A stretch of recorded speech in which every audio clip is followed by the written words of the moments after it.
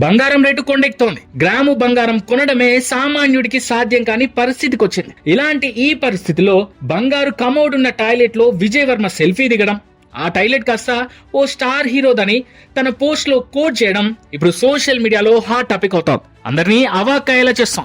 ఇక అసలు విషయం ఏంటంటే, అప్పుడెప్పుడు తెలుగులో వచ్చిన ఎంసీఏ సినిమాతో టాలీవుడ్ లోకి విలన్ గా ఎంట్రీ ఇచ్చిన విజయ్ వర్మ తన సోషల్ మీడియా హ్యాండిల్లో ఒక ఫోటో షేర్ చేశాడు. గతంలో అమితాబ్ ఇంట్లో ఉన్న గోల్డెన్ టాయిలెట్ లో సెల్ఫీ దిగిన విజయ్ వర్మ ఇప్పుడు బంగారం రేట్ నెట్టింట ట్రెండ్ అవుతుండటంతో ఆ ఫోటోను తాజాగా తన అకౌంట్ లో షేర్ చేశాడు. అంతేకాదు, 2016 నాకు మైలురాయి లాంటిది.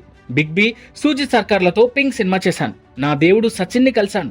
బచ్చన్ ఇంట్లో గోల్డెన్ టాయిలెట్ తో సెల్ఫీ దిగాను అని విజయ్ వర్మ తన మెమరీస్ ని రాసుకొచ్చాడు. అలాగే దివంగత నటుడు ఇర్ఫాన్ ఖాన్ ని తన అభిమాన హీరోగా వర్ణిస్తూ ఆయనతో దిగిన ఫోటోను కూడా విజయ్ వర్మ పంచుకున్నాడు. అయితే వీటన్నింటి మధ్యలో అమితాబ్ బచ్చన్ గోల్డెన్ టాయిలెట్ ఇప్పుడు సోషల్ మీడియాలో ట్రెండ్ అవుతోంది. అందరినీ అవాక్కయ్యేలా చేస్తోంది.